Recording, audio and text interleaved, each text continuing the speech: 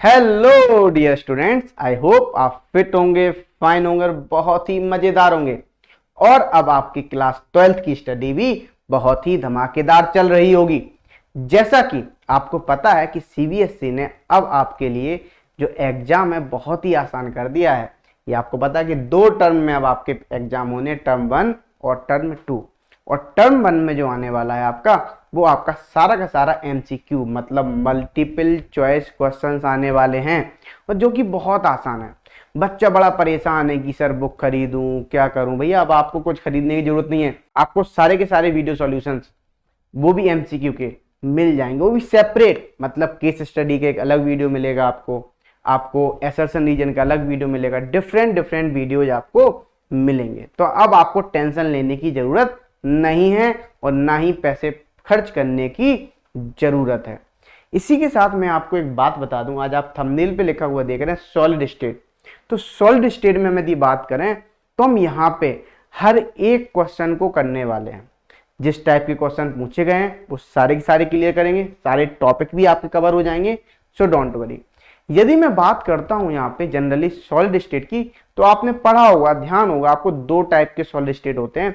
एक crystalline solid होता है और दूसरा एमोर्फस सॉलिड होता है। फिर क्वेश्चंस आते हैं इस पे बेसिस पे, क्रिस्टलाइन सॉलिड के टाइप्स हो गए, फिर आपके आएंगे एफसीसी, बीसीसी, एससीसी, है ना। ये पैकिंग होती थी ना, face centre cubic unit cell, body centre cubic unit cell, ये सारी बातें पढ़ेंगे।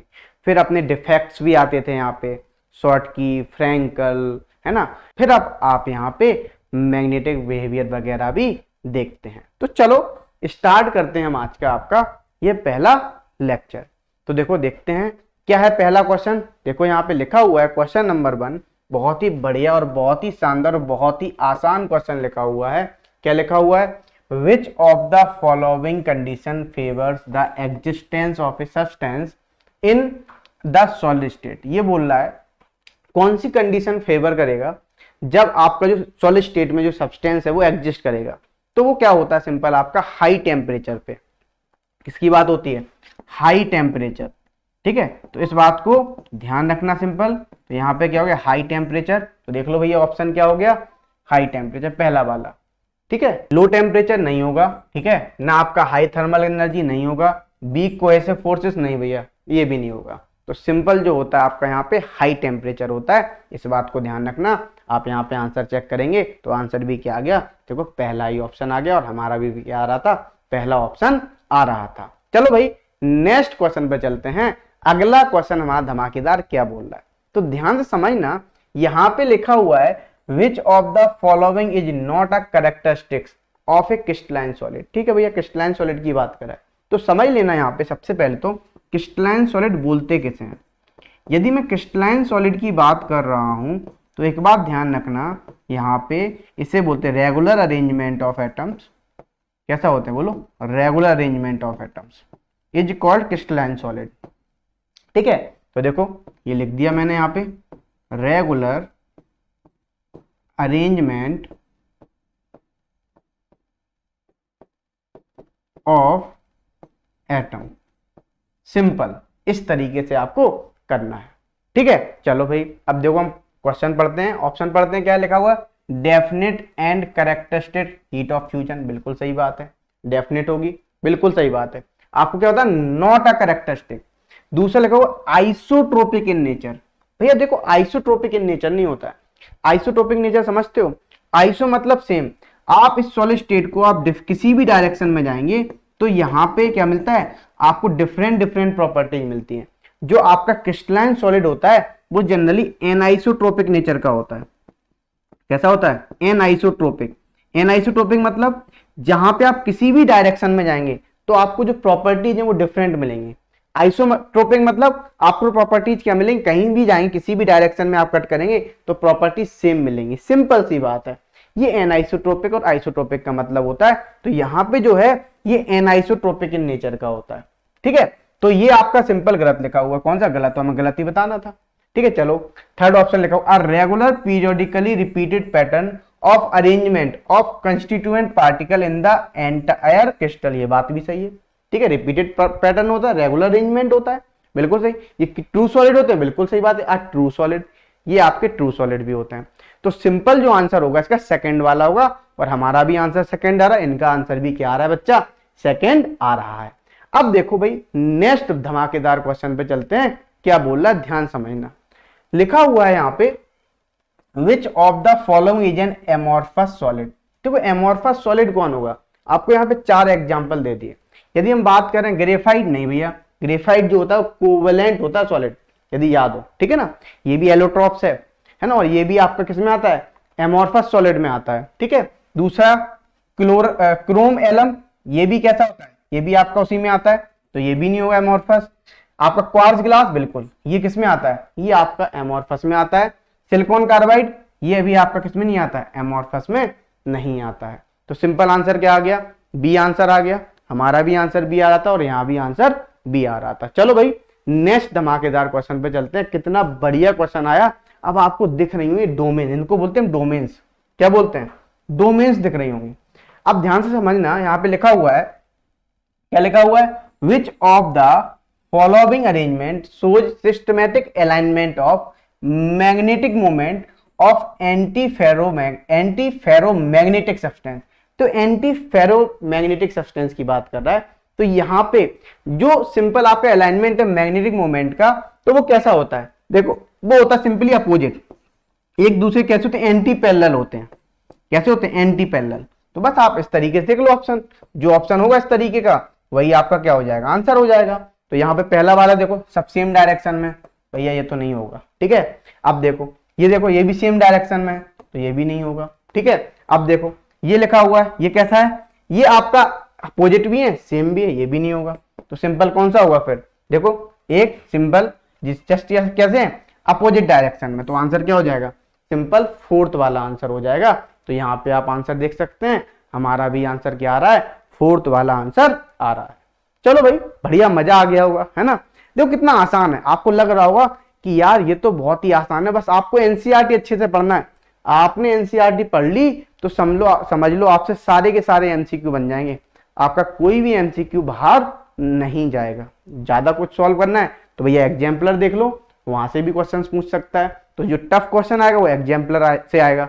तो हमने सब कुछ कवर अप कर लिया है ना। हमने अच्छे अच्छे क्वेश्चन सारे उठा लिए जहां से मोस्ट प्रोबेबल हैं और बढ़िया मजेदार क्वेश्चन हैं, इस बात को ध्यान रखना, ठीक है।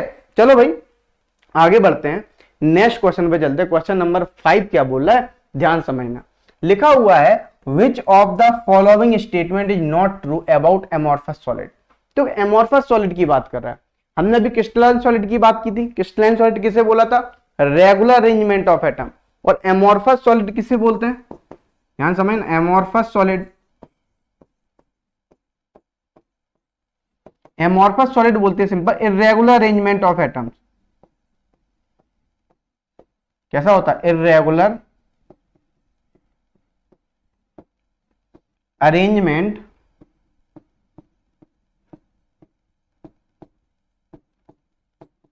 ऑफ एटम्स, उसे क्या बोलते हैं हम, सिंपल एमोर्फस सॉलिड बोलते हैं।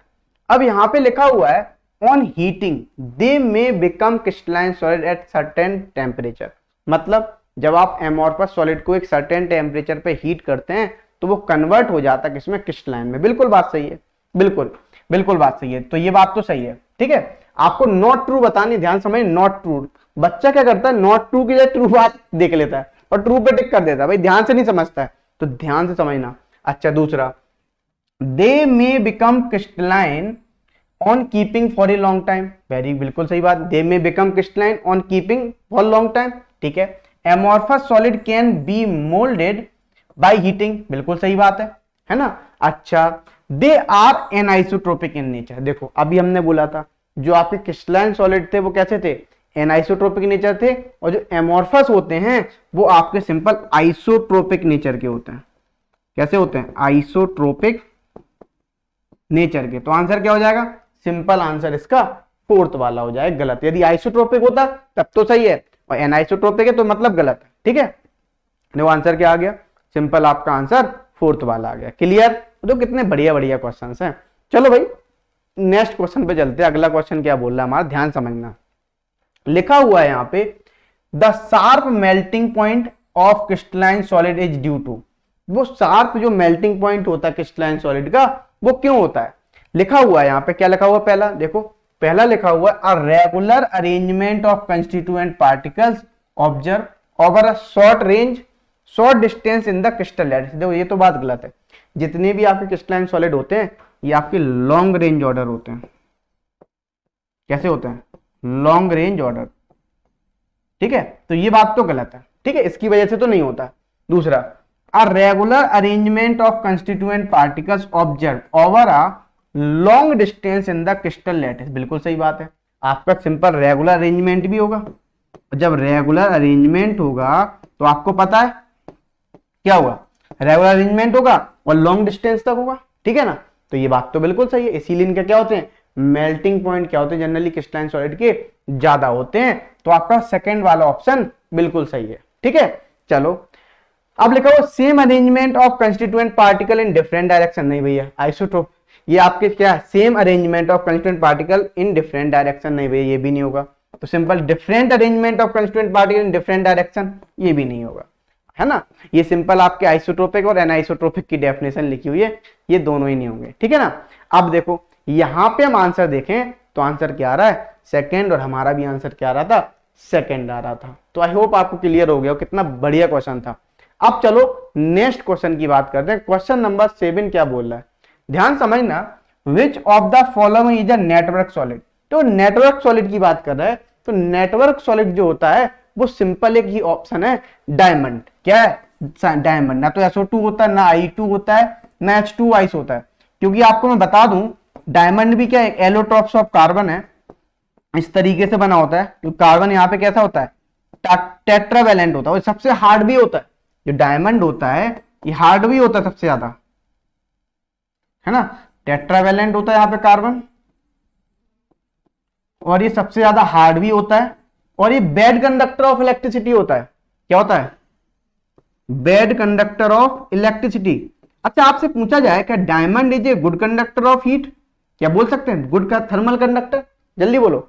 Bad conductor of electricity. तो बच्चे बोलेंगे नहीं, बहुत सारे बच्चे बोलते नहीं सर ऐसा, ये भी bad conductor of electric heat भी होता है। नहीं भैया, ये बेड कंडक्टर नहीं होता, गुड कंडक्टर होता है। कैसे भैया गुड कंडक्टर है हीट के लिए? तो ध्यान समझ, जब आप हीट करोगे इस वाले कार्बन को तो ये ट्रांसफर है, ये भी हीट करेगा, ये भी हीट करेगा, तो पूरा क्या करता चला जाएगा? हीट करता होता चला जाएगा हर एक कार्बन। तो यहाँ पे गुड कंडक्टर होता है। इस बात को ध्यान रखना। किसके लिए? थर्मल कंडक्टिविटी के लिए। ठीक है, क्लियर। तो देखो यहाँ पे आंसर आ जाएगा सिंपल थर्ड वाला, और हमारा भी आंसर क्या आ रहा था? थर्ड वाला, डायमंड। क्लियर। चलो भाई, ये बात तो आपको क्लियर हो गई। अब हम बढ़ते हैं नेक्स्ट क्वेश्चन पे। अगला क्वेश्चन हमारा क्या बोला? क्वेश्चन नंबर 8 देखते हैं। तो ध्यान समझना। तो देखो यहाँ पे क्या बोल रहा है? लिखा हुआ है which of the following is not the characteristics of ionic solid. देखो, not the characteristics of ionic solid. तो अभी हमने बोला था सिंपल, क्या लिखा हो? नॉट पूछ रहा है। Very low value of electrical conductivity in the molten state. भैया यही बात लिखी हुई है ना, नॉट कैरेक्टरिस्टिक। तो ये तो गलत ही लिखा हुआ है। क्यों? आपको मैं सिंपल बताऊं, जो सिंपल आयनिक सॉलिड होते हैं, आयनिक सॉलिड जो होते हैं, ये आपके इन सॉलिड स्टेट में बैड कंडक्टर ऑफ इलेक्ट्रिसिटी होते हैं। बैड कंडक्टर ऑफ इलेक्ट्रिसिटी होते हैं। इस बात को ध्यान रखना। ठीक है, अब जब बैड कंडक्टर ऑफ इलेक्ट्रिसिटी होते हैं तो फिर ये जो गुड कंडक्टर ऑफ इलेक्ट्रिसिटी होते हैं ये जनरली किस में होते हैं? या तो एक्वस सॉल्यूशन में ले लो, ठीक है, एक्वस सॉल्यूशन में ले लो, या फिर आप इनको ले लो सिंपल किसमें? बोलो, मोल्टन स्टेट में। तब ये क्या हो जाते हैं? जब ये गुड कंडक्टर ऑफ इलेक्ट्रिसिटी हो जाते हैं। कैसे हो जाते हैं? Good conductor of electricity. और आपको पता है क्यों हो जाते हैं गुड कंडक्टर ऑफ इलेक्ट्रिसिटी? क्योंकि सिंपल यहां पे क्या मिलते हैं? बोलो, फ्री आयंस मिल जाते हैं। और एक बात ध्यान रखना, इलेक्ट्रिसिटी को जनरेट करने के लिए फ्री आयंस होने चाहिए या फ्री इलेक्ट्रॉन्स होने चाहिए, तभी इलेक्ट्रिसिटी क्या होगा? सिंपल आपकी कंडक्ट होती है। तो यहां पे भी बात करें तो ये बात तो गलत लिखी हुई है। पहला ही ऑप्शन आ रहा है मेरे हिसाब से। ठीक है ना। ब्रिटल नेचर बिल्कुल सही है। Very strong force of interaction, बिल्कुल। जो सॉलिड में जो होता है, जो फोर्स ऑफ अट्रैक्शन होता है आयनिक सॉलिड में, बहुत ही स्ट्रॉन्ग होता है। क्योंकि आपको स्ट्रॉन्ग क्यों होता है? क्योंकि इनके बीच में आपको बता दें simple, strong electrostatic force of attraction होता है, फोर्स ऑफ अट्रैक्शन होता है, और तुम्हें पता है जब स्ट्रॉन्ग फोर्स ऑफ अट्रैक्शन होता है और between two oppositely charge atom के बीच में, ठीक है ना। अच्छा, अब लिखा हुआ चौथा पॉइंट एनआइसोट्रोपिक नेचर, बिल्कुल सही बात है। आयनिक सॉलिड कैसे होते हैं, एनआइसोट्रोपिक इन नेचर के होते हैं, मतलब ये भी सही है, ये भी सही है, ये सब सही बातें लिखी हुई हैं। तो गलत बात कौन सी लिखी हुई है, पहली वाली, वही पूछा, नॉट द करेक्टरिस्टिक। तो आंसर क्या आएगा इसका, पहला आंसर आएगा। तो आंसर हमारा भी पहला आ रहा है, इनका आंसर भी पहला आ गया, तो हो गई बल्ले बल्ले। और देखो क्वेश्चन कितना बढ़िया से सॉल्व हो गया। देखो आप लोग क्या करें, जब भी मैं क्वेश्चन को सॉल्व कर रहा हूं, आप वीडियो को पॉज करें, खुद से सॉल्व करें, जब आपसे हो जाए तो कोई बात नहीं, और यदि आपको कॉन्फिडेंस से आता है तो आप वीडियो को फास्ट मोड में भी देख सकते हैं, डोंट वरी। चलो भाई आगे बढ़ते हैं, नेक्स्ट क्वेश्चन धमाकेदार पे चलते हैं। क्या बोल रहा है यहाँ पे समझना, लिखा हुआ है graphite is a good conductor of electricity due to the presence of. देखो भैया ग्रेफाइट के बारे में बात कर रहा है कि ग्रेफाइट जो होता है वो गुड कंडक्टर ऑफ इलेक्ट्रिसिटी होता है। क्यों होता है, क्योंकि देखो क्या होता है, ग्रेफाइट के पास एक फ्री इलेक्ट्रॉन्स होता है, और तुम्हें पता है जब फ्री इलेक्ट्रॉन्स है, जैसे मान लो मैं तुम्हें फ्री छोड़ दूं किसी घर में और तुम जानते हो उस घर में, तो क्या करोगे, आतंक मचा दोगे, पूरे घर में तोड़ा फोड़ी, यहाँ वहां घूमते घामते चले जाओगे, है ना। सेम इलेक्ट्रॉन है, इलेक्ट्रॉन को तुमने फ्री छोड़ा कि उसने आतंक मचाना स्टार्ट किया, वो क्या करने लगे, मूव करने लगे, और जब इलेक्ट्रॉन्स मिल जाएगा तो आपको पता है इलेक्ट्रिसिटी क्या होने लगेगी, बोलो, जनरेट होने लगी। तो simple good conductor of electricity होता है, ठीक है ना। क्यों होता है, क्योंकि ड्यू टू द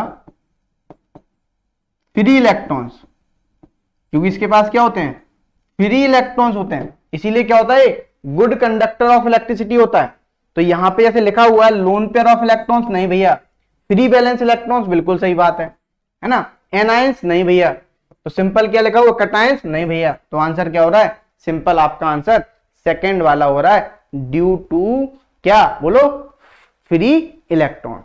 अच्छा एक बात और ध्यान रखना, यहां पे यदि हम बात करें, जो ग्रेफाइट होता है ये स्लिपरी नेचर का होता है, क्योंकि लेयर वाइज स्ट्रक्चर होता है। कैसा होता है इसका स्ट्रक्चर, लेयर वाइज होता है, सीट लाइक स्ट्रक्चर। तो सिंपल ये स्लिपरी नेचर का भी होता है, तो इस बात को भी ध्यान रखना, ठीक है ना, इस बात को भी आप लोग ध्यान रखना। तो देखो भाई आंसर देखते हैं, तो आंसर हमारा भी सेकंड, इनका भी सेकंड, हो गई बल्ले बल्ले। चलो भाई इसी प्रकार से अगले क्वेश्चन पे चला जाए, देखते हैं क्या ये क्वेश्चन बोल रहा है। तो बढ़िया है, धमाकेदार है, बड़ा आसान क्वेश्चन है। Cations are present in the interstitial sites in, देखो इंटरस्टिशियल साइट में जो पड़ा होता है कटायन, वो सिंपल पड़ा होता है फ्रैंकल डिफेक्ट। तो डिफेक्ट क्या होते हैं, आपको डिफेक्ट बताएं, कोई भी सॉलिड 100% सॉलिड नहीं होता है, उसमें कुछ ना कुछ क्या होते हैं, डिफेक्ट होते ही होते हैं, इस बात को ध्यान रखना, ठीक है ना। तो उन्हीं डिफेक्ट को हम पढ़ते हैं, जैसे फ्रैंकल डिफेक्ट, यहां से कटायन कहां पड़ा रहता है, इंटरस्टिशियल साइट में पड़ा रहता है। शॉर्ट की डिफेक्ट लिखा हुआ है, शॉर्ट की डिफेक्ट की हम बात करें, देखो दो ही टाइप के डिफेक्ट पड़े हुए, स्टोइचोमेट्रिक और नॉन स्टोइचोमेट्रिक, ठीक है ना। तो स्टोइचोमेट्रिक में क्या, शॉर्ट की में क्या होते हैं, इक्वल नंबर ऑफ कटायंस और एनायंस क्या हो जाते हैं, मिसिंग हो जाते हैं। सिंपल इसमें क्या होते हैं, equal number of cations and anions are missing, तो उसे ही हम क्या बोलते हैं, सिंपल बोलो, हम उसे बोलते हैं सिंपल शॉर्ट की डिफेक्ट। तो आंसर यहां पे क्या हो रहा है, हमें तो मतलब किससे था, cations are present in interstitial site, तो बिल्कुल फ्रैंकल में होता है, तो आंसर फ्रैंकल हो गया, ठीक है। तो शॉर्ट की भी में पता लग गया, वैकेंसी बोले तो सिंपल एक वैकेंसी को जनरेट करेगा, ठीक है ना। अच्छा मेटल डेफिशिएंसी डिफेक्ट ये किस में आ गया, नॉन स्टोइचोमेट्रिक में आ गया, तो ये तो नहीं होता है। तो सिंपल आंसर यहाँ पे है फर्स्ट वाला, तो आंसर हमारा भी फर्स्ट, इसका भी फर्स्ट हो गई भैया, बिल्कुल धूम धड़ाक, आंसर क्लियर। देखो भैया फोड़ के आना बिल्कुल, पेपर ऐसे फोड़ना, बिल्कुल फोड़ना पहले, फिर उसको निचोड़ना और फिर उसको फेंक देना, ऐसे करके आना तो पेपर बिल्कुल फोड़ तोड़ के, ठीक है। चलो भाई नेक्स्ट चलते हैं अगले क्वेश्चन पे। अगला क्वेश्चन हमारा क्या बोल रहा है, लिखा हुआ Schottky defect is observe in crystal when, देखो शॉर्ट की डिफेक्ट कब ऑब्जर्व होगा, किस क्रिस्टल में, तो ध्यान समझना, लिखा हुआ same cations move from their lattice side to interstitial side, नहीं भैया ये तो नहीं होगा, ठीक है। अच्छा दूसरा लिखा हुआ है equal number of cations and anions are missing from the lattice. बिल्कुल सही बात है, अभी हमने बताया भी था यही होता था। तो इक्वल नंबर ऑफ कटायंस और एनायंस क्या होते हैं, मिसिंग होते हैं, और मिसिंग होते हैं तो सिंपल क्या होगा, आंसर क्या हो जाएगा, सेकंड हो जाएगा। ठीक है, यही पूछ रहा था। तीसरा लगाओ, some lattice sites are occupied by electron, नहीं भैया। Some impurities present in the lattice, नहीं भैया ये भी नहीं होगा। तो सिंपल आंसर जो आएगा वो बी आंसर आएगा। पॉइंट हमारा भी, इनका भी होगी भैया, बल्ले बल्ले। तो अब हम चलते हैं इसी प्रकार के अगले क्वेश्चन पे। तो देखो अगला क्वेश्चन क्या बोला, बढ़िया क्वेश्चन है, मजेदार क्वेश्चन है, ध्यान समझना। यहां पे लिखा हुआ है, यदि हम बात करें, to get up n type semiconductor. N type semiconductor मतलब समझते हो, सिंपल इलेक्ट्रॉन्स ज्यादा हो गए, नेगेटिव चार्ज, ठीक है ना, एन टाइप। अच्छा, electrons n type from silicon, it should be doped with, doped मतलब समझते हो, इंप्योरिटी मिला रहे हैं, ठीक है ना, डोपिंग कर रहे हैं, doped with a substance with valence. देखो भैया कितनी वैलेंसी होनी चाहिए, सिंपल सी बात है, उससे तो ज्यादा ही होनी चाहिए। ज्यादा होगी तो सिंपल कितनी होगी, यदि सिलिकॉन की 4 है तो सिंपल 4 हो जाएगा। फोर्थ आंसर मतलब 5 होना चाहिए, तो आंसर 5 हो गया, तो आंसर 5 हो गया, तो आंसर 5 हो गया, तो आंसर 4 हो गया, 4 हो गया तो बिल्कुल सही है, सही है तो बिल्कुल सही है। चलो भैया, तो आई होप आप इस बात को समझ गए होंगे। चलो भैया नेक्स्ट क्वेश्चन पे चलते हैं। अगला क्वेश्चन हमारा क्या बोल रहा, कितना बढ़िया क्वेश्चन और कितना मजेदार क्वेश्चन। लिखा हुआ the total number of tetrahedral void in the face centred unit cell is. देखो वॉइड किसे बोलते हैं, वॉइड हम उसे बोलते हैं, जैसे मान लो ये 4 फुटबॉल है, ध्यान समझना, 4 फुटबॉल के बीच में जो स्पेस बच रहा है, 4 फुटबॉल के बीच में जो स्पेस बच रहा है, ये वाला, इसी को बोलते हैं हम वॉइड। क्या बोलते हैं, आप रखना सिंपल, 4 फुटबॉल और 4 फुटबॉल के बीच में देखोगे तो आपको एक स्पेस देगा छोटा सा, उसी को बोलते हैं वॉइड। और आपको बता दें, कोई भी सॉलिड हम 100% तो पैकिंग कर नहीं पाते, कुछ ना कुछ उसमें वॉइड रह ही जाते हैं। आप कितना सिस्टमेटिक कर लो, ठीक है। अच्छा, ये बात तो आपको क्लियर हो गई। अब यहाँ पे वो जब वो वॉइड की बात कर रहा है फेस सेंटर में, मतलब एफसीसी में, तो एक बात ध्यान रखना, जब भी हमें टेट्राहेड्रल वॉइड बतानी होती है तो टेट्राहेड्रल वॉइड कैसे बताते हैं, number of tetrahedral void, number of tetrahedral void equal to होता सिंपल 2n, क्या होती है 2n। और यहां पे नंबर ऑफ, यदि ऑक्टाहेड्रल वॉइड की बात की जाए, नंबर ऑफ ऑक्टाहेड्रल वॉइड, तो ये कितनी होती है, n होती है। मतलब n यहां पे क्या है, n यहां पे सिंपल होता है number of particles, number of particles in a unit cell, in a unit cell.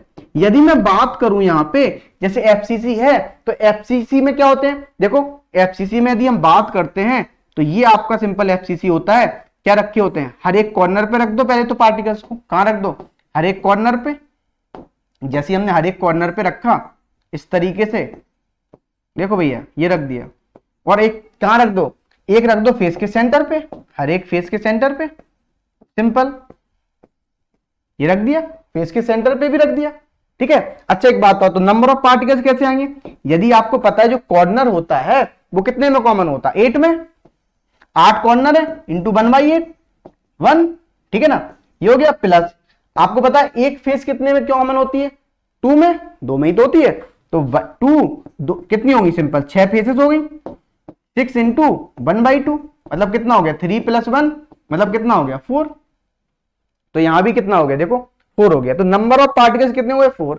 मतलब जब 4 हुआ तो टेट्राहेड्रल वॉइड कितनी होगी, 4 इंटू 2, 4 इंटू 2 मतलब कितनी हो गई 8। तो आंसर क्या हो गया, सिंपल आपका आंसर 8 हो गया। बिल्कुल आपके जो नंबर ऑफ पार्टिकल्स आ रहे हैं उसी से मल्टीप्लाई कर दो 2 से, तो आपका आंसर क्या आ जाएगा, टेट्राहेड्रल वॉइड निकल के आ जाएगा। यदि मान लो ऑक्टाहेड्रल पूछता तब आप कितना n, मतलब जितने पार्टिकल आ रहे हैं उतनी ऑक्टाहेड्रल वॉइड बनती, तो यहाँ पे 4 ही क्या हो जाती है, ऑक्टाहेड्रल वॉइड हो जाती। तो आई होप आप मेरी बात को समझ गए होंगे।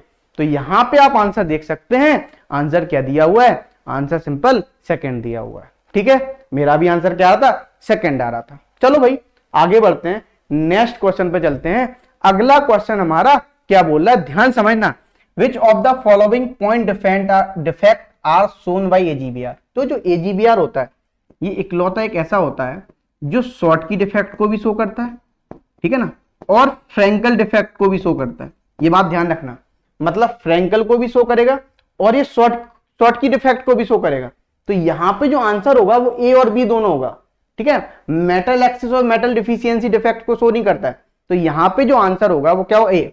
तो ए देख लो यहाँ पे ए एंड बी किस ऑप्शन में, पहले वाले में क्या था, ए एंड बी था, तो आंसर बी क्या हो जाएगा, सिंपल आपका पहला वाला हो जाएगा। क्लियर। तो देखो आंसर 1 हो गया, यहां भी आंसर 1 आ गया। चलो भाई नेक्स्ट क्वेश्चन पे चलते हैं। अगला क्वेश्चन क्या बोला, कितना बढ़िया क्वेश्चन लिखा हुआ है, in which pair most efficient packing is present. देखो यहां पे मुझे कौन से ज्यादा पेयर है जिसमें आपकी जो पैकिंग इफिशियंसी होती है वो सबसे ज्यादा होती है। यदि यहां पे पैकिंग इफिशियंसी की बात कर रहा है तो ध्यान समझना, एक एससीपी, इसको बोलते हैं हम हेक्सागोनल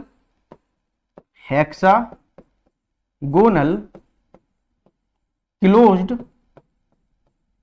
पैकिंग, यहां पे जो होती है ये 74% पैकिंग होती है। कितनी होती है, 74%। मतलब यदि मैं वॉइड की बात करूं तो सिंपल यहां पे 26% क्या आते हैं, आपके वॉइड आते हैं। सेम एफसीसी, एफसीसी बोलो या सीसीपी बोलो, क्यूबिकल क्लोज्ड पैकिंग बोलो, ठीक है ना, या face centre cubic unit cell बोलो, ठीक है। यहां भी जो होता है वो सिंपल आपका 74% होता है, सेम पैकिंग एफिशिएंसी है। और यदि हम बात करें यहां भी वॉइड कितने होते हैं, वॉइड यहां भी 26% होते हैं। तो सबसे ज्यादा एससीपी और सीसीपी। तो देख लो भैया ऑप्शन कहां है, यहां पे एससीपी एंड बीसीसी नहीं भैया, बीसीसी में सिर्फ 68% होता है पैकिंग इफिशियंसी, 32% वॉइड होता है, ठीक है। अच्छा अब दूसरा ऑप्शन लिखा एससीपी एंड सीसीपी, बिल्कुल सही बात है, ये बात तो बिल्कुल सही है, ठीक है। अच्छा तीसरा बीसीसी एंड सीसीपी, नहीं भैया ये भी नहीं होगा। चौथा option BCC and simple cubic, तो सिंपल क्यूबिक में तो 52% होता है सिर्फ पैकिंग। यदि बात करें तो 48% वॉइड हो जाता है, क्या बचता है 48%। तो यहां पे यदि हम आंसर देखें तो आंसर क्या आ रहा है, सिंपल आंसर आपका सेकंड वाला आ रहा है। तो चलो भैया आंसर चेक कर लेते हैं, बिल्कुल आंसर सही आ गया है। क्लियर। चलो भाई अगले क्वेश्चन पे चलते हैं। अगला क्वेश्चन हमारा क्या बोल रहा है, ध्यान से समझना बड़े गौर से। लिखा हुआ है the percentage of empty space in a body centre cubic arrangement is. देखो बॉडी सेंटर या आपको सिंपल लिखा हुआ मिलेगा बी सी सी, ठीक है। यहां पे जो अभी हमने जस्ट बताया था मैक्सिमम जो पैकिंग होती है वो 68% होती है। क्या होती है, 68% होती है। और जब 68% होती है तो आपको पता है सिंपल, यहां पे यदि हम बात करें तो वॉइड कितनी होगी, वॉइड होती है 100 माइनस 68, मतलब कितना हो गया सिंपल 32%। तो वॉइड कितनी आएगी 32। देख लो भैया ऑप्शन 74 तो पैकिंग ही होती है। देखो एम्प्टी स्पेस की बात कर रहा है, एम्प्टी स्पेस मतलब वॉइड की बात कर रहा है, 68% पैकिंग होती है, नहीं भैया 32 बिल्कुल सही बात है। क्या है 32 इसका आंसर हो गया। क्लियर। देखो भैया आंसर देख लेते हैं, आंसर थर्ड, और हमारा भी आंसर थर्ड आ गया। तो देखो कितने बढ़िया बढ़िया आसान आसान क्वेश्चंस हैं, एक तरीके के क्वेश्चंस हैं। यदि हमें ध्यान से यदि हमने पढ़ा है तो सब क्वेश्चन आपके चुटकियों में बन जाएंगे, बिल्कुल चुटकियों में। आपको कुछ करने की जरूरत ही नहीं पड़ेगी, क्या नहीं पड़ेगी, कुछ भी करने की जरूरत नहीं पड़ेगी। चलो भैया नेक्स्ट क्वेश्चन पे चलते हैं। अगला क्वेश्चन हमारा क्या बोल रहा है, ध्यान समझना। लिखा हुआ है यहां पे, क्या लिखा हुआ है, ये लिखा हुआ है in which of the following structure coordination number for cations and anions in the packed structure will be same. देखो यदि हम कोऑर्डिनेशन नंबर की बात कर रहे हैं कटायन और एनायन की, तो वो सिर्फ एक ही केस में सेम होता है, वो होता है आपका NaCl टाइप सॉलिड में, ठीक है। किसमें होता है, NaCl टाइप सॉलिड में, इस बात को ध्यान रखना है ना। कटायन, अब देखो समझना, यहाँ पे लिखा हुआ ऑप्शन देखते हैं, NaCl देख लो, सिंपल आप NaCl Cl देखोगे वही ऑप्शन हो जाएगा। तो आप यदि देखोगे सल्फाइड वाला नहीं होगा भैया, ऑक्साइड वाला नहीं होगा, कैल्शियम वाला नहीं होगा, तो सिंपल क्या है Cl minus ion form FCC lettuce and Na plus occupy all octahedral bond, बिल्कुल सही बात है, ऑफ द यूनिट सेल। तो आंसर जो होगा वो सिंपल आपका फर्स्ट होगा। मतलब जो एनायन है वो कहां पड़ा रहता है, FCC लेटिस पे पड़ा रहता है, और सिंपली जो कटायन है वो आपका ऑक्टाहेड्रल बॉन्ड में पड़ा रहता है। इस बात को ध्यान रख लो, जब आप बढ़िया से बहुत डिटेल में पढ़ते हो, नीट जेईई की पढ़ते हो, तब मैं वहां पे आपको बहुत डिटेल में पढ़ाता हूँ किस टाइप से सॉलिड बनता है ना, क्या टेम्परेचर का इफेक्ट होता है, क्या प्रेशर का इफेक्ट होता है, सारी चीजें बताता हूँ। ठीक है, चलो बस इतना भी याद रख लो तो आंसर इसका क्या हो जाएगा, आंसर आपका सिंपल 1 हो जाएगा। और यहां भी आंसर बना रहा है तो बढ़िया क्लियर हो गया। चलो भाई नेक्स्ट क्वेश्चन पे चलते हैं। अगला क्वेश्चन यहाँ पे क्या बोल रहा है, लिखा हुआ है simple, which kind of defect are introduced by doping. Doping से कौन से डिफेक्ट्स होते हैं, वो होते हैं आपके सारे के सारे इलेक्ट्रॉनिक डिफेक्ट। कौन से, इलेक्ट्रॉनिक डिफेक्ट। आप फिजिक्स में ही बहुत अच्छे से पढ़ोगे डोपिंग वगैरह, जब आपको सर क्या पढ़ाएंगे, सेमीकंडक्टर चैप्टर पढ़ाएंगे तो बहुत डिटेल में पढ़ते हो, इस बात को ध्यान रखना। ठीक है, तो यहां पे जो डिसलोकेशन डिफेक्ट नहीं भैया, शॉर्टकी डिफेक्ट नहीं, फ्रेंकल डिफेक्ट नहीं, इलेक्ट्रॉनिक डिफेक्ट। सिंपल आंसर क्या होगा, यहां भी इलेक्ट्रॉनिक डिफेक्ट हो जाएगा, तो आंसर क्या हो गया, 4th हो गया, हमारा भी आंसर 4th हो गया। अब हम चलते हैं नेक्स्ट क्वेश्चन पे। अगला क्वेश्चन हमारा क्या बोल रहा है, ध्यान समझ लेना। लिखा हुआ है simple, silicon doped with electron rich impurity form. देखो जब इलेक्ट्रॉन रिच होगा, ध्यान समझना, इलेक्ट्रॉन रिच होगा तो इलेक्ट्रॉन रिच में जो बनता है वो आपका बनता है simple n type semiconductor. N type semiconductor, semiconductor समझते हो, जो कंडक्टर और इंसुलेटर के बीच में होती है, जिनकी कंडक्टिविटी कहां पे होती है, कंडक्टर और इंसुलेटर के बीच में होती है, उसे क्या बोलते हैं हम, सिंपल सेमीकंडक्टर बोलते हैं। तो ये क्या हो गया, सेमीकंडक्टर हो गया। तो यहाँ पे एन टाइप सेमीकंडक्टर है, तो आंसर देख लो क्या हो जाएगा, सिंपल आंसर सेकंड वाला हो जाएगा। बिल्कुल आंसर सेकंड ही आ रहा है, ये बात भी आपको समझ आ गई होगी। चलो भाई आगे बढ़ते हैं। अब लिखा हुआ है यहाँ पे next, which of the following statement is not true. क्या बोल रहा है, आपका फॉलोइंग स्टेटमेंट दिया हुआ है, इसमें कौन सा ट्रू नहीं है। अब लिखा हुआ है यहाँ पे, paramagnetic substances are weakly attracted by magnetic field. बिल्कुल सही बात है। जो देखो पैरामैग्नेटिक सब्सटेंस कब मिलेगा, आप अभी पढ़े हुए क्लास 11th में, जब जब अनपेयर्ड इलेक्ट्रॉन मिलता है, ठीक है ना, तब तब क्या मिलता है आपको, बोलो, तब तब आप क्या बोलते हो उसको, पैरामैग्नेटिक बोलते हो। अनपेयर्ड इलेक्ट्रॉन जब मिलता था तो आप क्या बोलते थे, उसको पैरामैग्नेटिक बोलते थे, सिंपल। ठीक है, चलो अब देखो, अब ध्यान समझना यहाँ पे, अब क्या लिखा हुआ है, दूसरी बात, ferromagnetic substance can not be magnetise permanently. भैया गलत लिखा हुआ है। तो यहां पे सिंपल यदि मैं बात बोलूं, जो फेरोमैग्नेटिक सब्सटेंस होते हैं ये तो परमानेंट मैग्नेटाइज होते हैं। इनकी आपने देखी थी, यदि इनकी डोमेन्स की भी बात करें तो सेम होती है एक डायरेक्शन में, इस बात को ध्यान रखना। तो यहां पे क्या हो जाएगा, सिंपल आपका नॉट करेक्ट वाला सेकंड ऑप्शन हो जाएगा। कौन सा हो जाएगा, सेकंड ऑप्शन। अब देखो थर्ड लिखा हुआ है, the domains in anti ferromagnetic substance are oppositely oriented with respect to each other. हमने बताया भी था स्टार्टिंग में, यदि याद हो आपको, एंटी फेरोमैग्नेटिक का आया था, हमने इसकी डोमेन्स जो लिखी थी कैसी लिखी थी, बोलो, इसी तरीके से अपोजिट लिखी थी। बिल्कुल बात सही है।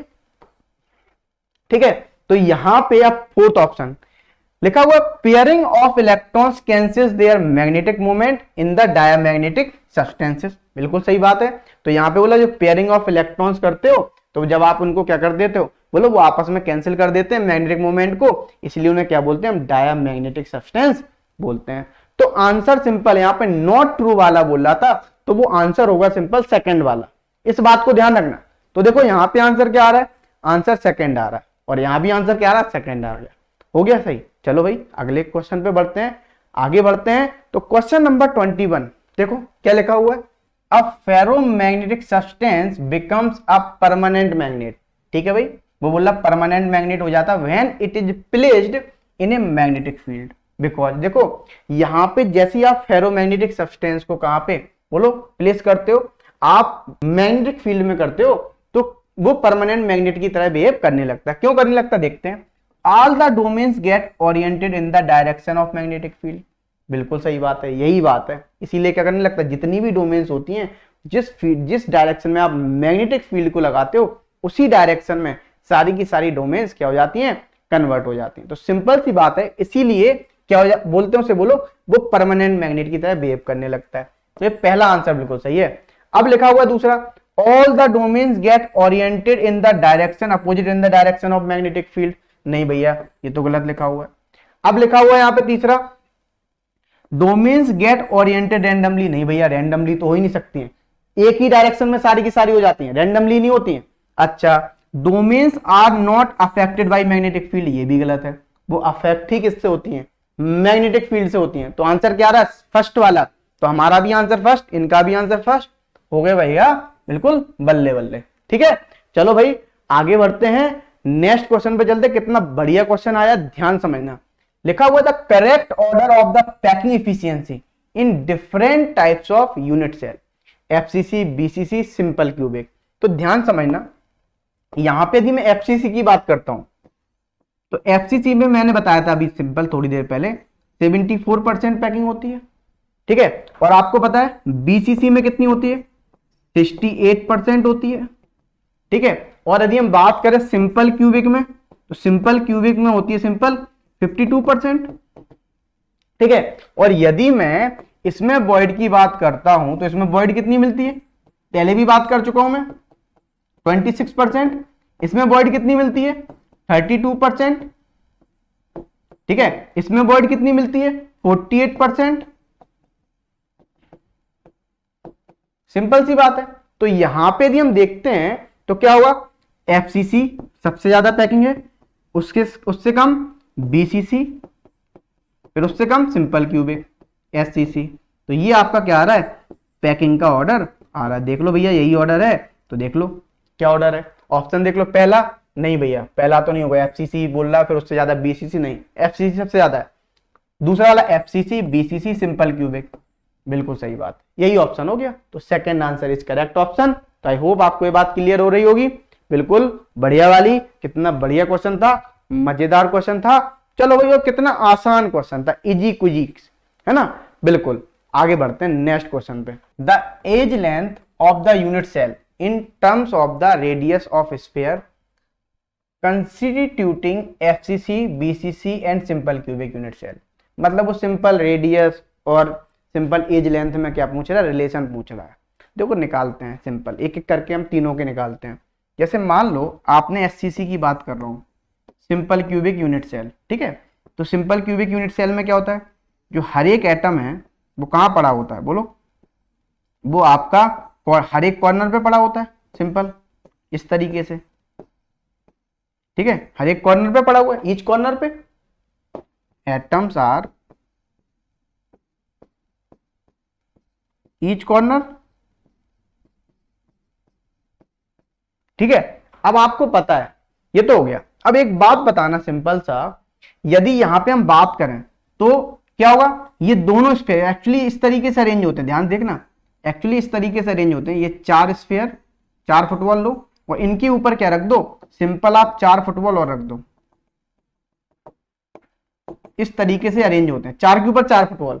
जब 4 के ऊपर हमने 4 फुटबॉल रखी हैं तो सिंपल यहां पे क्या होगा? बोलो, यहां पे ये सिंपल आपकी क्या हो जाएंगे? बोलो, ये हो जाएंगे आपके, यहां पे क्या 4 फुटबॉल है, ये रेडियस इसकी होगी, ये रेडियस इसकी होगी, ये पूरी डिस्टेंस क्या है? ए, ये आपकी डिस्टेंस क्या होगी? ए।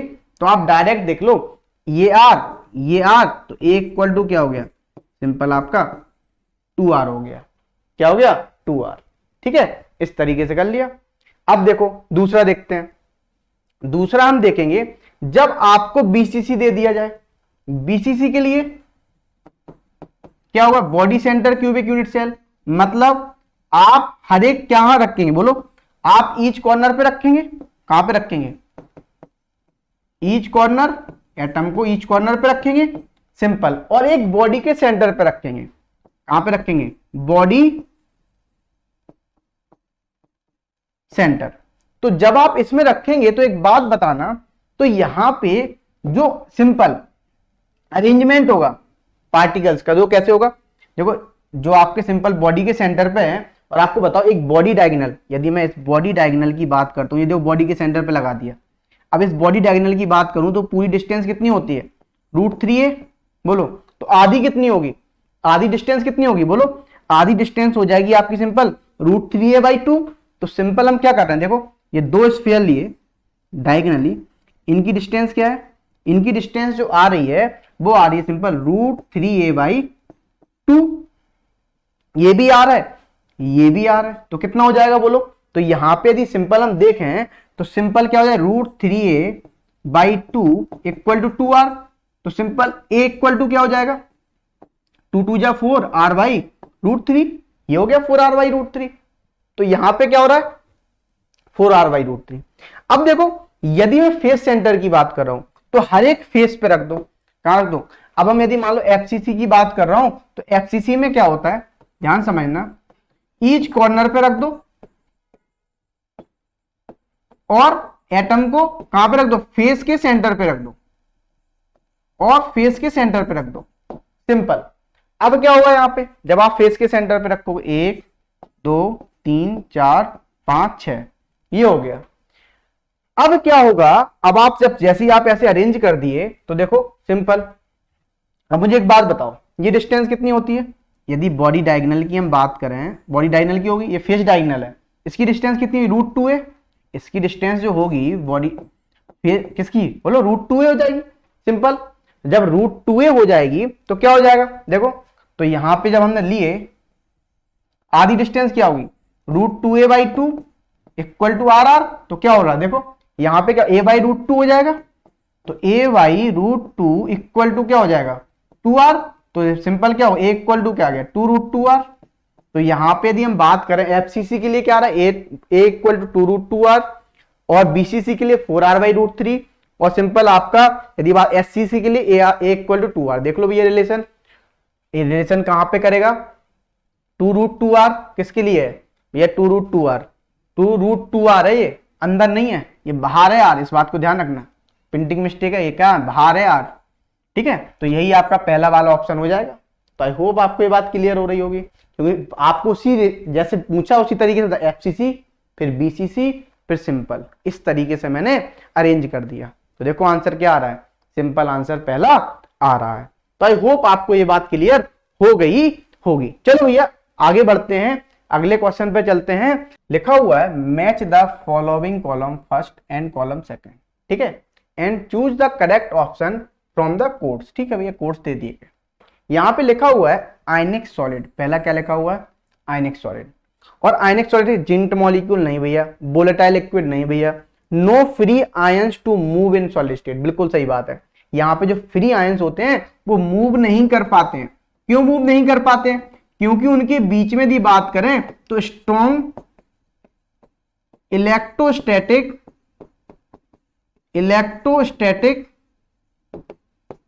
फोर्स ऑफ अट्रैक्शन होता है, जिसकी वजह से वो क्या नहीं कर पाते हैं, बोलो मूव नहीं कर पाते हैं, ठीक है ना। अच्छा अब देखो ध्यान समझना, वो जो फ्री आयंस नहीं होते यहाँ पे, याद रखना, क्योंकि वो आपस में क्या जो कटायन और एनायन है, जो हम यहाँ पे बात करें कटायन और एनायन है, वो सिंपल किससे जुड़े हुए हैं, बोलो स्ट्रॉन्ग फोर्स ऑफ अट्रैक्शन से जुड़े हुए हैं।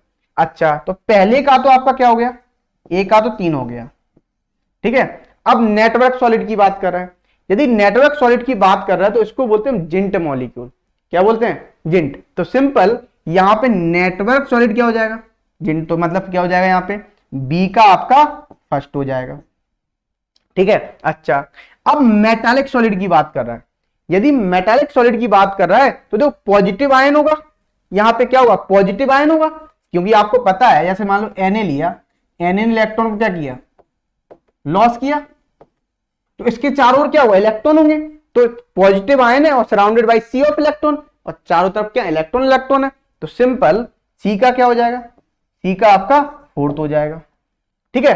अच्छा अब देखो हाइड्रोजन बॉन्डेड मॉलिक्यूलर सॉलिड, देखो हाइड्रोजन बॉन्डेड की बात कर रहा है, तो वो कैसे होते हैं, वोलेटाइल लिक्विड और soft solid at room temperature, ठीक है ना।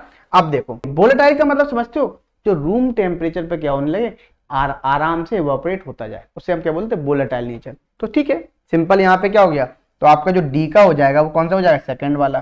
तो आंसर देख लो भैया ए बी सी डी, तो सिंपल आपका सी आंसर हो जाए, ए का 3rd, बी का 1st, सी का 4th, डी का 2, यही मेरा ऑप्शन आ रहा है। तो आई होप आपको ये बात क्लियर हो गई होगी, कितना बढ़िया आंसर आ गया। चलो भाई आगे बढ़ते हैं, नेक्स्ट क्वेश्चन पे चलते हैं। अगला क्वेश्चन हमारा क्या बोल रहा है, बहुत बढ़िया क्वेश्चन है, मजेदार क्वेश्चन, क्या बढ़िया। How much part of any corner atom actually belong to a particular unit cell. देखो आपको मैंने बताया था सिंपल, यदि मैं यहाँ पे यूनिट सेल मान रहा हूं वो क्यूबिकल मान रहा हूं, ठीक है।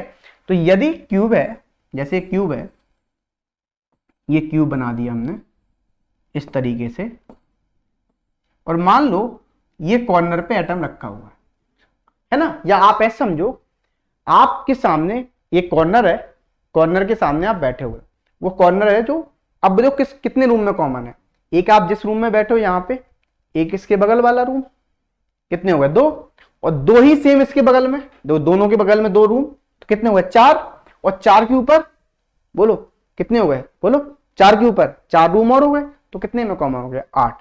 तो ये सिंपल जो होता है वो 1/8 में कॉमन होता है। किसमें होता है 1/8 में। तो इस बात को ध्यान रखना। तो ऑप्शन यहां पे क्या होगा, देख लो भैया, 1/4 नहीं, 1/6 नहीं, सी क्या होता 1/8। अच्छा यदि मान लो फेस की बात करता, ये फेस है, तो फेस कैसे, जैसे एक रूम है आपका, रूम को क्यूब मान लो, और इस रूम में आप बैठे हुए हो, तो इस रूम का जो दीवार है वो कितने रूम में कॉमन होती है, एक रूम में कितने में होती है, एक तो तुम्हारा वाला रूम, एक बगल वाला रूम, 2 में ही कॉमन होती है। जैसे कभी भी आपसे फेस पूछा जाए तो ये क्या होता है 1/2 में कॉमन होता है। इस बात को ध्यान रखना, बस जस्ट फॉर नॉलेज मैंने आपको बता दिया। तो देखो यहाँ पे आंसर 1/8 आ रहा है, इनका भी आंसर 1/8 आ रहा है, बिल्कुल सही आंसर। चलो भैया नेक्स्ट क्वेश्चन पे चलते हैं। अगला क्वेश्चन हमारा यहाँ पे क्या बोल रहा है, अब देखो लिखा हुआ है यहाँ पे, the ratio of number of atoms present in a simple cubic, body centre cubic and face centre cubic structure are रिप्रेजेंटली। देखो यदि वैसे हम बात करें तो हमें याद रहता है, ठीक है, रेशियो। यदि मैं बात करूं यहाँ पे, सबसे पहले एससीसी में 1 होता है, बीसीसी में 2 होते हैं, और एफसीसी में 4 होते हैं, ये हमें पता है। लेकिन चलो मैं फिर भी आपको कैलकुलेट करके दिखा देता हूं। आपको हमने बताया था अभी, एससीसी के लिए हर एक कॉर्नर पे रखा रहता है, बोलो एटम जो रखे रहते हैं वो हर एक कॉर्नर पे रखे रहते हैं इस तरीके से, ठीक है। अब जब एक हर एक कॉर्नर पे रखे हुए हैं, और आपको पता है कितने एटम है, 8 एटम है, और वो हर एक कॉर्नर, मतलब एक कॉर्नर आपको पता है कितने में कॉमन होता है 1/8 में, तो 1/8 हो गया। सिंपल कितने आ गए 1 पार्टिकल आ गया, ठीक है ना। तो नंबर ऑफ पार्टिकल कितने आ रहे हैं यूनिट सेल एससीसी में 1 आ रहे हैं, ठीक है। चलो अब देखो दूसरा करा देता हूं। यदि मैं मान लो ये तो एससीसी हो गया, अब मैं बात कर लेता हूं बीसीसी, ठीक है। तो बीसीसी की बात करें तो simple body centre cubic unit cell, मतलब आप एक तो क्या रख दो, एटम्स को अरेंज कर दो हर एक कॉर्नर पे, कहां पे, हर एक कॉर्नर पे, दूसरा अरेंज कर दो एक बॉडी के सेंटर पे। तो एक बात बताना, 8 कॉर्नर है, हर एक कॉर्नर 1/8 में कॉमन है, प्लस आपको पता है बॉडी के जो सेंटर पे रखा हुआ वो तो एक ही है, तो कितना हो गया 1 × 1, तो किसी में कॉमन है ही नहीं, 1 + 1 कितना हो गया 2 हो गया, सिंपल कितना हो गया 2। अब देखो, अब मैं बात कर रहा हूं यहां पे तीसरे वाले की, ठीक है, एफसीसी की। यदि मैं एफसीसी की बात कर रहा हूं, face centre cubic unit cell, तो देखो क्या होगा, सिंपल कैसे रखोगे, हर एक कॉर्नर पे रख दो पहले तो, 1 2 3 4 5 6, हर एक कॉर्नर, फिर फेस के सेंटर पे रख दो, हर एक फेस के सेंटर पे रख दो, इस तरीके से, ये हो गया 6। अब देखो अब क्या होगा, जब आप इसको अरेंज कर दिए इस तरीके से, तो अब एक बात समझना यहां पे सिंपल। तो देखो आपको पता 8 कॉर्नर है, और हर एक कॉर्नर 8 में कॉमन है 1/8 में, ठीक है। अच्छा अब आपको पता 6 फेसेस हैं, और हर एक फेस 1/2 में कॉमन है, तो कितना हो गया बोलो 1 + 3 मतलब कितना हो गया 4। यदि आप नंबर ऑफ पार्टिकल का रेशियो ले रहे हैं 1:2:4 आ रहा है, और हमारा भी 1:2:4 आया, तो आंसर देख लो यहाँ पे सिंपल बी वाला हो गया, ठीक है। ये बात क्लियर सभी को, बढ़िया से। चलो भैया अगले क्वेश्चन पे चलते हैं। अगला क्वेश्चन हमारा क्या बोल रहा है, क्या बढ़िया क्वेश्चन आया, क्या मजेदार क्वेश्चन आया, ध्यान समझना। लिखा हुआ the compound form by element P and Q has a cubic structure, ठीक है भैया, पी एंड क्यू है, क्यूबिक स्ट्रक्चर बनाया, मैं क्यूबिक बना ले रहा हूं, ध्यान समझना। ये क्यूब बना लिया हमने, ये क्यूब बना लिया। अब देखो लिखा हुआ है in which p atoms are at the corner, P कहाँ रखा हुआ है, कॉर्नर पे रखा हुआ है। जब P कॉर्नर पे रखा हुआ है, हर एक कॉर्नर पे, देखो मैं कॉर्नर वाला बना दे रहा हूँ। P कहाँ रखा हुआ है, हर एक कॉर्नर पे। जो ब्लू से है वो क्या है आपका, P है, मैं लिख दे रहा हूं यहाँ पे, ये P है, ठीक है। अच्छा, Q atoms are at the face centre, जो Q रखा हुआ है वो कहां रखा हुआ है, फेस के सेंटर पे। अच्छा, ये हो गया। चलो जो हरे वाले हैं वो क्या हैं, Q हैं सारे। अब देखो ध्यान समझना, ये मैंने लिख दिया। अब आपको उसको सॉल्व करना है। क्या बताना है आपको, simple what is the formula of the compound. आपको फॉर्मूला ऑफ कंपाउंड बनाना। जो कितना आसान क्वेश्चन है।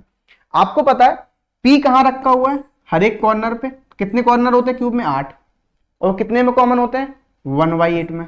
तो सिंपल कितने हो गए, P 1 हो गया, ठीक है। अच्छा ऐसे देखो Q कहां रखा हुआ है, हर एक फेस पे। क्यूब में कितनी फेसेस होती हैं, 6, तो सिंपल 6 हो गया। और हर एक फेस कितने में कॉमन होती है, 1/2 में। सिंपल क्या हो गया, बोलो 3। बोलो भाई, ये बात क्लियर, ये 3 हो गया। अब क्या होगा, मतलब यहां पे क्या हो गया, ये 3 हो गया, ये 1 हो गया, कितने हो गए, सिंपल यहां पे 4, मतलब क्या हो गया, PQ3। ये आपका आंसर हो गया। तो अब आप यहां पे ऑप्शन चेक कर लो, ऑप्शन कौन सा है, सिंपल ऑप्शन बी आ रहा है। और हमारा भी आंसर क्या आ रहा है, बी आ रहा है। तो आई होप आपको ये बात क्लियर हो गई होगी। तो इसी के साथ ये वीडियो होता है यहीं पे समाप्त। आपके सॉलिड स्टेट के मैंने फर्स्ट पार्ट मतलब एमसीक्यू आपके खत्म कर दिए हैं। अब आपको टेंशन लेने की जरूरत नहीं है। इसी प्रकार की आपको और भी वीडियो आती जाएंगी। आपको एमसीक्यू, असर्शन रीजन, आपको केस स्टडी क्वेश्चन, ये डिफरेंट आपको हर एक वीडियो मिलेगी, वो भी अलग अलग पार्ट में मिलेगी। So don't worry. इसी के साथ ये वीडियो करते हैं यहीं पे समाप्त। मिलते हैं अपन इसी प्रकार के नेक्स्ट वीडियो में। जब तक के लिए आप पढ़ते रहिए और बढ़ते रहिए।